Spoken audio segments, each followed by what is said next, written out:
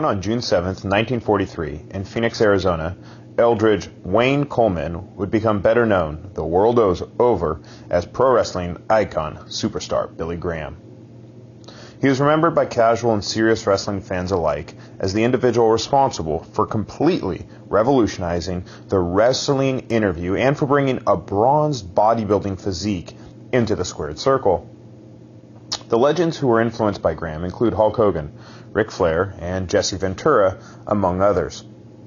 Drawn to weight training in the 5th grade, a teenage Graham voraciously read muscle magazines and looked up to his early heroes, Steve Reeves and John Grimmick, both of whom we featured in earlier Jailhouse Strong videos.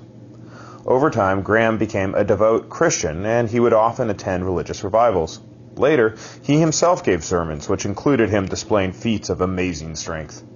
It is said that this is the reason he took the name Billy Graham, after the famous preacher. Like many of the physical cultural legends we've featured in earlier videos, Graham's athletic pursuits were wide and varied. He was a shot put champion in high school. As a boxer, he competed in the Golden Gloves, and he had a brief career in the Canadian Football League. Graham was also active on the bodybuilding stage, winning the West Coast division of the Mr. Teenage America in 1961. Curiously, Frank Zane won the East Coast division.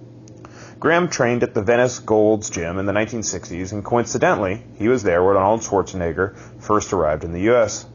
The meeting was documented in a photo shoot featured in Muscle Fitness magazine, and the two of them became longtime training partners. In fact, Graham drove Schwarzenegger to Santa Monica Community College to sign up for business classes. Arnold tried to get Graham to enroll, but to no avail. Later, Schwarzenegger put his classes to work by investing in Gold's Gym and asked Graham to do the same. Instead, Graham commissioned a painting of himself holding a tiger by its leash in a Star Wars-esque outer space background. Once he started to wrestle, Graham continued to compete in bodybuilding, including at the World Bodybuilding Guild's Pro Mr. America contest in 1975. His 22-inch guns got him victory in the Best Developed Arms division. Those massive arms were not just for show. It is said that Graham could bench 605 pounds just shortly after his friend Pat Casey became the first man to bench press over 600 pounds. Later, his strength took him to competing in the 1980 World's Strongest Man competition. A bulked-up superstar Billy Graham, at 325 pounds, took 7th after injuring himself in an event. As a pro wrestler, Graham trained in the infamous Hart Dungeon under the sadistic trainer, promoter, and grappler Stu Hart before making his debut in January 1970. Working his way through the Stampede promotion, the NWA, and the AWA before first appearing in what was then called the Worldwide Wrestling Federation on October 25, 1975. And 2 years later, superstar Billy Graham won the title from the great Bruno Sammartino, who we featured in an earlier Jailhouse Strong video. Although he reached the upper echelon of success inside of the square circle, Graham is probably best known for his interviews.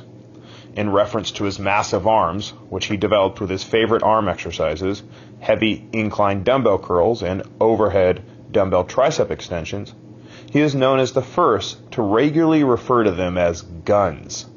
Taking a cue from religious revivals, where brother and sister is used to reference fellow believers, Graham would often refer to commentators or other wrestlers as brother in his promos. With time, this became a staple in pro wrestling, with Hulk Hogan being the best known example.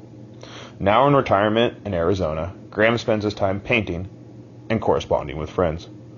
For more of these old stories, this history of physical culture, click subscribe.